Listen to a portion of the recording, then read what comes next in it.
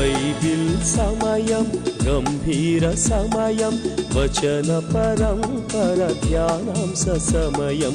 Bible సమయం గంభీర సమయం దైవ సన్నిధికి అనుబంధ సమయం. బైబిల్ సమయం బైబిల్ సమయం బైబిల్ సమయం బైబిల్ సమయం. సొలొమోను సూక్తుల గ్రంథం, సామెతల గ్రంథం, సర్వలోకానికి సర్వజనులందరికీ సరళమైన గ్రంథము, సందేశమిచ్చు ఈ గ్రంథం. సొలొమోను సూక్తుల గ్రంథం, సామెతల గ్రంథం.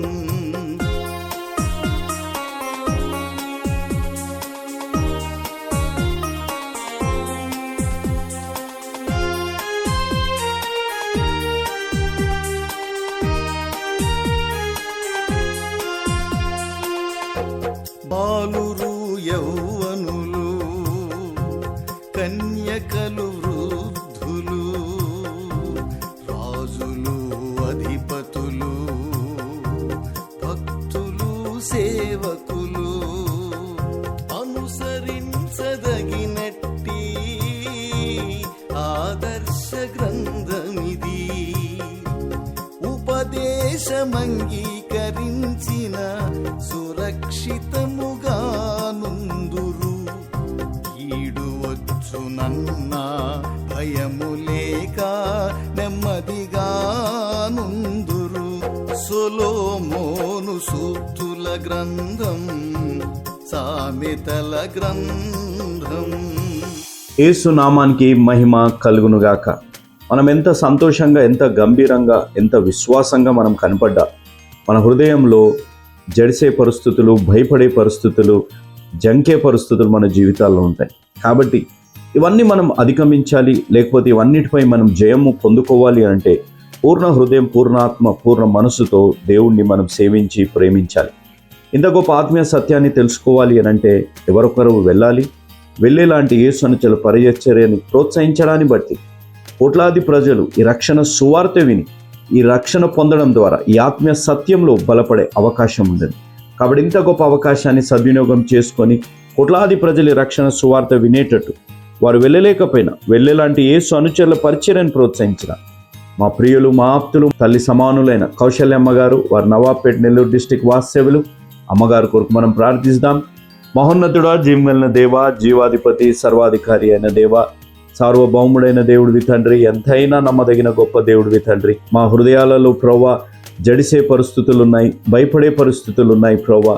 మేము విశ్వాసులైన ప్రవ్వా, ఇలాంటి పరిస్థితుల్ని మేము అధిగమించాలి, జయించాలి అని అంటే పూర్ణ హృదయం, పూర్ణ ఆత్మ, పూర్ణ మనసుతో మిమ్మల్ని సేవించి ప్రేమించాలి ప్రవ్వా. కాబట్టి ఈ మార్గంలో మేము నడిపింపబడాలి అని అంటే ఈ రక్షణ సువార్త విని రక్షణ పొందడం ద్వారా కలుగుతుంది. ఈ రక్షణ పొందిన ఈ పరిస్థితుల్లో మేము ఉంటే ప్రవ్వా, ఈ రక్షణ సువార్త వినడం ద్వారా ఆత్మీయంగా బలపడే అవకాశం ఉంటుంది. కాబట్టి ఇంత గొప్ప అవకాశాన్ని సద్వినియోగం చేసుకొని కోట్లాది ప్రజల రక్షణ సువార్త వినేటటువంటి కార్యక్రమాన్ని స్పాన్సర్ చేసిన మా తల్లి సమానులైన కౌశల్యమ్మ గారిని, తన కుటుంబాన్ని దేవుడు నిండుగా మెండుగా దీవించునుగాక. అమ్మగారికి దేవుడు మంచి ఆరోగ్యాన్ని అనుగ్రహించి తన జీవితంలో ఉన్న ప్రతి హృదయవాంఛని దేవుడు నెరవేర్చునుగాక. ప్రాముఖ్యంగా అమ్మగారికి ఎండ నుంచి తన కాచి కాపాడునుగాక. అమ్మగారు చేసిన సహాయాన్ని బట్టి ఈరోజు ఈ రక్షణ సువార్త వినడానికి ముందుకు వచ్చి రక్షణ పొందాలని తీర్మానం తీసుకోబోతున్న ప్రతి బిడ్డతోని, అదేవిధంగా ఈ వాక్యం వింటున్న ప్రతి బిడ్డతోని మీరు మాట్లాడి వారిని నడిపించండి. దేవుడు వీరందరికీ ఇస్తున్న వాగ్దానము, మీ హృదయములను జంకనీయకుడి, భయపడకుడి. ద్వితీయోపదేశకాండం 20:3 అదేవిధంగా వీరందరికీ దేవుడిస్తున్న ఆజ్ఞ, నీ పూర్ణ హృదయముతోను, నీ పూర్ణాత్మతోను, నీ పూర్ణ మనస్సుతోను నీ దేవుడైన ప్రభువును ప్రేమించవలెననీయుడు. మత్తయి సువార్త 22:37 ఈ ఆజ్ఞానుసారంగా ప్రతి బిడ్డ జీవించి ఆత్మీయంగా బలపడునుగాక. అదేవిధంగా ఈ వాగ్దానం ప్రతి బిడ్డ జీవితంలో దేవుడు నెరవేర్చి దీవించుమని యేసు నామమున అడిగి వేడుకుంటున్నాము తండ్రి, ఆమేన్. Praise the lord. దేవుని నామానికి స్తోత్రం. సకాలానికి వచ్చిన మీ అందరికీ నా ప్రత్యేక వందనాలు. దేవుడు ఈరోజు తన వాక్య సమృద్ధి చేత మనందరితో మాట్లాడునుగాక, మన వ్యక్తిగత కుటుంబ జీవితాలను దీవించునుగాక. ఎలా ఉన్నారమ్మా? ఎలా ఉన్నారు బాబు? గత పాఠంలో యేసు అనుచరుల మాసపత్రికను నేను మీకు పరిచయం చేశాను. మీలో కొంతమంది విని ఉండి ఉంటారు. ఈ రోజునే కొంతమంది నూతనంగా వినటానికి వచ్చి ఉండి ఉంటారు. మీ అందరికీ నా ప్రత్యేక ధన్యవాదాలు. యేసు అనుచరులు ఈ పరిచర్య వారు ఈ పత్రికను గత కొన్ని సంవత్సరాలుగా నడిపిస్తూ ఉన్నారు. చాలామంది చేత ఆదరించబడుతున్న పత్రిక. దేవుని వాక్య విశ్లేషణను ప్రియ తెలుగు ప్రజలు చదవాలి, తద్వారా వారు ఆధ్యాత్మికంగా మేలు పొందాలి అనేది ఆ ఉద్దేశం. కాబట్టి నా ప్రియులారా, ఈ మ్యాగజైన్ మీకు కావాలి అని అంటే తెప్పించుకోనండి. ఎవరైనా దైవజనులు నూతనంగా మీ గ్రామానికి వస్తే ఆ దైవజనులను సత్కరించండి, ఆతిథ్యం ఇవ్వండి, వారిని ప్రేమించండి. వారు ఒకవేళ మీ ఇంట్లో లేకపోతే, ఫలానా వారి ఇంట్లో ఉన్నారని తెలిస్తే ఆ ఇంటికి వెళ్ళి వారి చేత ప్రార్థన చేయించుకొనండి. మీ బిడ్డ కొరకు ప్రార్థన చేయించండి. మీకు అది ఆశీర్వాదకరంగా ఉంటుంది అనే విషయాన్ని జ్ఞాపకం చేస్తున్నాను. 1953 సంవత్సరం మార్చి 15వ తారీఖున అమెరికా దేశంలో బిల్లీ గ్రహం గారు ఒక క్రూసేడ్ నిర్వహిస్తున్నారు. బిల్లీ గ్రహం గారు అంటే అనేక మందికి అపరిమితమైన ప్రేమ, గొప్ప దైవదాసుడు. 53వ సంవత్సరంలో ఈయన క్రూసేడ్ సువార్త సభలు నడిపిస్తూ ఉన్నారు. బిల్లీ గ్రహం గారి క్రూసేడ్స్కు వెళ్ళిన అనుభవాలు నాకున్నాయి.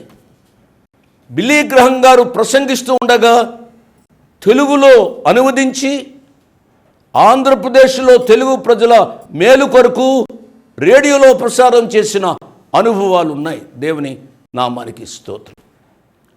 బిల్లీ గ్రహం గారు ప్రసంగిస్తున్న ఆ కూటంలో ఒక ప్రత్యేకమైన పద్ధతి ఉండేది. ఏమిటి అనగా, నీగ్రోలను వారు ఆ కూటాలకు రప్పించేవారు కాదు, ఎలవ్ చేసేవారు కాదు. ఇది బిల్లీ గ్రహం గారికి తెలిసింది. బిల్లీ గ్రహం గారు చాలా బాధపడ్డారు. ప్రతి సాయంకాలం ఒక నల్ల జాతీయుడు, అంటే నీగ్రో ఆయన వచ్చి ఈ ఒళ్ళంతా నొక్కేవాడు, మసాజ్ చేసేవాడు. బిల్లీ గ్రహం గారు ఆ వ్యక్తిని చాలా ప్రేమించాడు. ఒక రోజున బిల్లీ గ్రహం గారు ఆ నీగ్రో అతను ఒకే లిఫ్ట్లో రావాల్సి వచ్చింది. ఆ హోటల్ వారు దానికి అంగీకరించలేదు. బిల్లీ గ్రహం గారిని మొట్టమొదటిగా పంపించండి, ఈ నల్ల జాతీయుడు తర్వాత వెళ్ళవచ్చు అన్నట్టుగా అతన్ని వెళ్ళనివ్వలేదు. బిల్లీ గ్రహం గారు దానికి అంగీకరించలేదు. ఆ నల్ల జాతీయుడు బిల్లీ గ్రహం గారు కలిసి వారు వెళ్ళారు. ఆ యొక్క నల్ల జాతీయుడు ప్రియులర ప్రభు దగ్గరికి వచ్చినట్లుగా తర్వాత అనుభవంలో మనం చూస్తాం. దేవుని యొక్క వాక్యంలో ఒక మాట ఉంది, గ్రీసు దేశస్థుడని యూదుడని భేదం లేదు, పరదేశి అని సిదీనుడని దాసుడని స్వతంత్రుడని లేదు, కానీ క్రీస్తే సర్వమును అందరిలో ఉన్నవాడై ఉన్నాడు. కొలస్సీలకు రాసిన పత్రిక 3వ అధ్యాయం 11వ వచనం. మన దేశంలో రాష్ట్రంలో కూడా ఈ జాతి వివక్షత ఉంది. చాలా విచారకరమైన సంగతి. నేను చాలా పర్యాయాలు చెబుతున్నాను, చాలా బాధతో కూడా చెబుతున్నాను. మంచి మంచి విశ్వాసులుగా చలామణి అవుతున్న వారు కూడా ఈ యొక్క కుల జాతి వివక్షతతో జీవిస్తున్నారు. ఈ నా చిన్న మాట మీరు అర్థం చేసుకుంటారు అని నేను మనవి చేస్తున్నాను. ప్రభువారి దగ్గరికి వెళ్ళిన తర్వాత ఫలానా వారంతా ఒక ప్రక్క కూర్చోండి, ఫలానా వారంతా ఒక ప్రక్క కూర్చోండి, జాతులను బట్టి కులాలను బట్టి కాదు నా ప్రియులరా. భూలోకంలో మన జీవిత విధానాన్ని బట్టి యేసు ప్రభు వారి చేత ఆశీర్వదించబడిన వారులరా, గొర్రె పిల్లకు సంబంధించిన వారులరా వచ్చి నా కుడి ప్రక్కన కూర్చోనండి. దేవుని యొక్క కుడి ప్రక్కన కూర్చోవాలి అనగా మన యొక్క జీవితాలలో జాతి విచక్షణ ఉండకూడదు, కుల విచక్షణ ఉండకూడదు. మనమందరము సమానము అనే అనుభవంలోనికి రావాలని ప్రభు పేరిట నేను జ్ఞాపకం చేస్తున్నాను.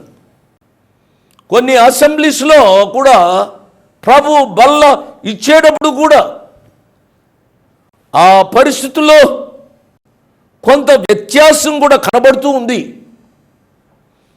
ప్రియులరా, భూలోకంలోనే ఆ భేదం ఉంటే పరలోకానికి ఏ రీతిగా అర్హులమవుతామో ఆలోచించాలని ప్రభు పేరిట నేను జ్ఞాపకం చేస్తున్నాను. మంచిదే అండి, దేవుని యొక్క వాక్య ధ్యానంలోకి వెళదాం.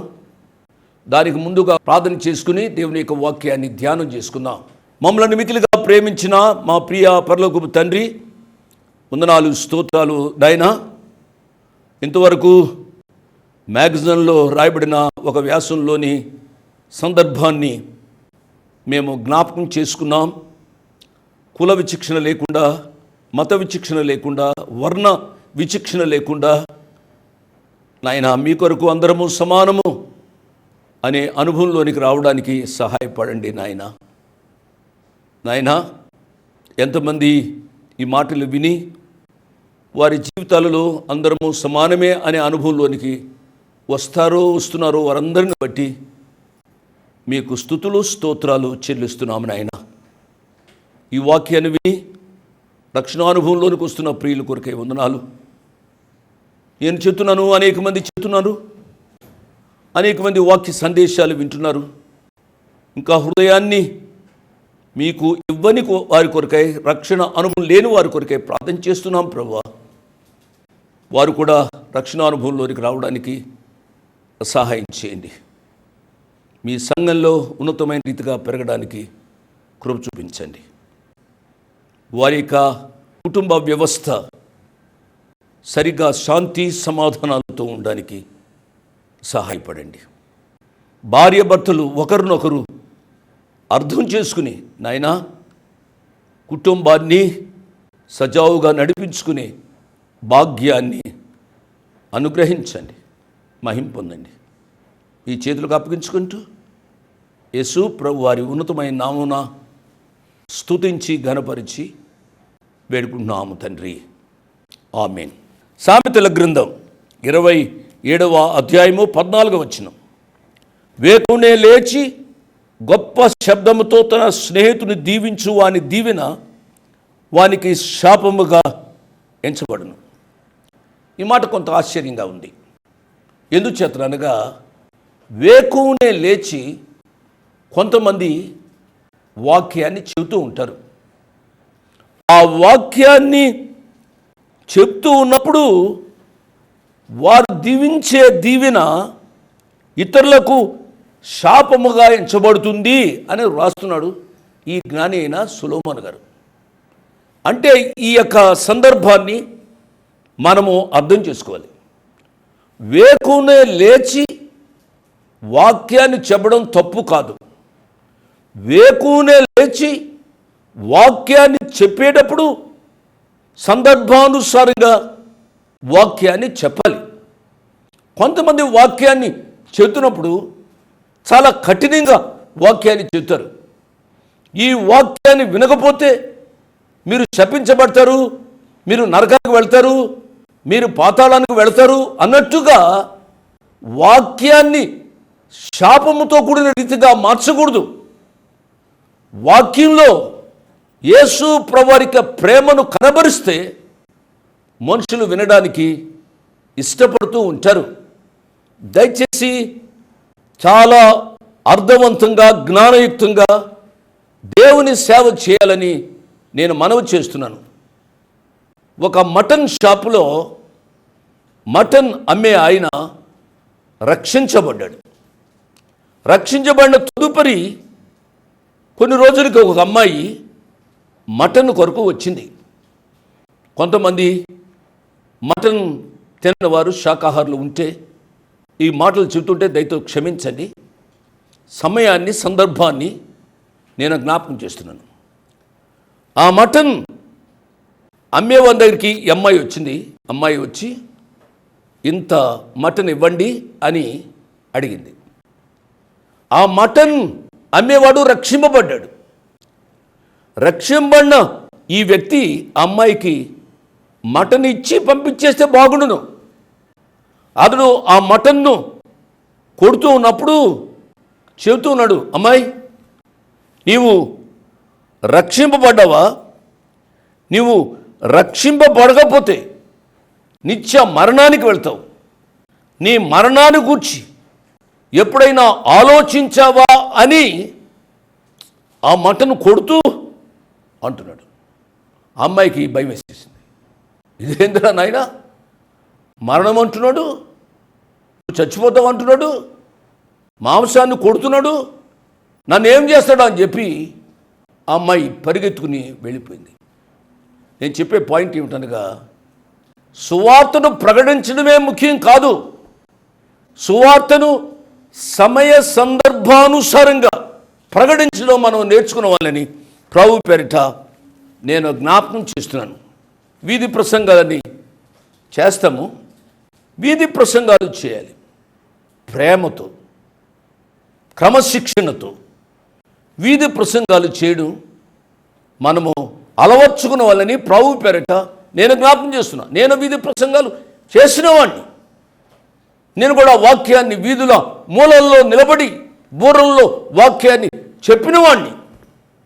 కాబట్టి జ్ఞానయుక్తంగా దేవుని యొక్క వాక్యాన్ని ప్రకటించాలని ప్రభు పేరిట నేను జ్ఞాపకం చేస్తున్నాను. మన ప్రకటన ఇతరులకు శాపంగా మార్చబడకూడదు అనే సత్యాన్ని గమనించాలి. 15-16 వచనాలు. ముసురు దినమన ఎడతెగక కారు నీళ్లును గయ్యాళ్ళి అయిన భార్యయు సమానం. దానిని ఆపచూచువాడు గాలిని ఆపచూచువానితోనూ తన కుడి చేత నూనె పట్టుకుని వానితోనూ సమానుడు. ఎవరికి వచ్చి? గయ్యాళి అయిన భార్య. అంటే భార్యలో కూడా కొన్ని రకాలు ఉంటాయన్నమాట. సుబుద్ధి కలిగిన భార్య, యెహోవా ఇచ్చు దానం. గయ్యాళి అయిన భార్య, ఆమె ఎడతెగక కారు నీళ్లతో సమానం. చాలా విచారకరమైన సంగతి. నా ప్రియ బిడ్డలారా, పెండ్లైన నా ప్రియ బిడ్డలారా, మీరు ఇంకొక వ్యక్తికి భార్యగా వెళ్ళారు. భార్యగా వెళ్ళిన తర్వాత మీరు మీ భర్తకు దానముగా ఉండాలి. మీ భర్తకు మీరు ఆశీర్వాదకరంగా ఉండాలి. మంచి భార్య గూర్చి సామెతల గ్రంథం 37 అధ్యాయంలో నేను చెప్తాను. అందుకనే జ్ఞాని సొలొమోను చాలా యోచించి ఒక మాట అన్నాడు, గుణవతైన భార్య దొరుకుట అరుదు అన్నాడు. నా ప్రియ సిస్టర్స్, మీరు వాక్యాన్ని వింటున్నారు. మీలో చాలామందికి పెండ్లై ఉండి ఉంటుంది. మీరు గయ్యాళైన భార్యగా ఉన్నారా? మీ ఇంటిలో గుణవతి అయిన భార్యగా, సుబుద్ధి కలిగిన భార్యగా ఉన్నారా? ఆలోచించాలని ప్రభు పేరిట నేను జ్ఞాపకం చేస్తున్నాను. ఇదే సామెతల గ్రంథంలో చాలా పర్యాయాలు నేను ఈ భార్య రోల్ గురించి నేను చదువుతూ వచ్చాను. మరొకసారి జ్ఞాపకం చేస్తాను. సామెతల గ్రంథం 12వ అధ్యాయము 4వ వచనంలో ఈ రీతిగా వ్రాయబడింది. తీయండి. సామెతల గ్రంథం 12వ అధ్యాయము 4వ వచనాన్ని నేను చదువుతున్నాను. యోగ్యురాలు తన పెనిమిటికి కిరీటం. దేవుని నామానికి స్తోత్రం. పెండ్లైన నా ప్రియ బిడ్డలారా, మీ భర్తలకు మీరు కిరీటంగా ఉండాలి. మీకు నీ భర్త శిరస్సు, కానీ శిరస్సు మీద మీరు కిరీటంగా ఉండాలి. ఎవరు కిరీటంగా ఉంటారు? యోగ్యురాలైన భార్య తన పెనిమిటికి ఘనత తెస్తుంది అన్న మాట మిమ్మల్ని బట్టి మీ కుటుంబము ఆశీర్వదించబడుతుంది. మిమ్మల్ని బట్టి మీ భర్తకు పేరు వస్తుంది. యోగ్యురాలు తన పెనిమిటికి కిరీటం, సిగ్గు తెచ్చినది వాని ఎముకలకు కుళ్ళు. నేను వర్ణించవలసిన పని లేదు. సామెతల గ్రంథం 19వ అధ్యాయం 13వ వచనంలో ఈ రీతిగా ఉంది, భార్యతోడి పోరు ఎడతెగగా పడుచుండు బిందువులతో సమానం. వర్షం కురిచేటప్పుడు గట్టిగా వర్షం కురిస్తే పర్వాలేదు, కానీ ముసురు పడుతుందే, ఆ ముసురును చూచి బయటికి వెళ్ళలేము, ఇంట్లో ఉండలేము అన్నట్టుగా ఉంటుంది అన్నమాట. ఇప్పుడు ఏమంటున్నాడు ఈ జ్ఞానైన సొలొమోను గారు? భార్యతోటి పోరు. కొంతమంది భార్యలు ఎప్పుడు చూసినా మూతంతా ఇలా ముడుచుకుని ఉంటారు. అంటే ఆ భార్యతోడు పోరు, భర్తకు ఎప్పుడు చూసినా నెమ్మది ఉంచరు. నా ప్రియ చెల్లెండ్రు, నా ప్రియ బిడ్డలు, మీలో ఎవరైనా మీ భర్తలకు ఎడతెగగా పొడుచుండు బిందువులతో సమానంగా ఉంటే, ఈ రాత్రే ఈ వాక్యాన్ని వింటూ ఉంటే మీ జీవితాలు మార్చుకోవాలి. వీళ్ళు దీవించబడాలి అని అంటే మీ మీద ఆధారపడి ఉంది. జ్ఞానైన సొలొమోను గారు 27వ అధ్యాయంలో ఈ రీతిగా రాశారు, ముసురు దినమున ఎడతెగ కారు నీళ్లును గయ్యాళి అయిన భార్యయు సమానం. ఆశీర్వదించబడిన భార్యను గూర్చి, గుణవతైన భార్యను గూర్చి అనేక రిఫరెన్సెస్ ఉన్నాయి, మనకు తెలుసు. నేను చాలా పర్యాయాలు నేను చెప్పాను. ఇదే సామెతల గ్రంథం 21వ అధ్యాయం 9వ వచనంలో, గయ్యాళితో పెద్ద ఇంట నుండుట కంటే మిద్దె మీద ఒక మూలను నివసించుట మేలు. కొంతమంది భార్యలు చర్చికి కార్ల మీద వెళ్తారు, పట్టు చీరలతో వెళ్తారు, మెడ నిండా బంగారం వేసుకుని వెళ్తారు. వెళ్ళే ముందే భర్తతో దెబ్బలాడతారు. ఆయనే డ్రైవ్ చేయాలి, నెమ్మది ఉండదు. ఏమంటున్నాడు ఇక్కడ? గయ్యాళితో పెద్ద ఇంట ఉండుట కంటే, కార్లు మేడలు మిద్దెలు ఉండుట కంటే మిద్దె మీద ఒక మూల నివసించుట మేలు. అమ్మా, ఎంత చక్కగా ఈ జ్ఞానైన సొలొమోను కుటుంబ వ్యవస్థ బాగుండాలని రాస్తున్నాడో మీరు అర్థం చేసుకోవాలి.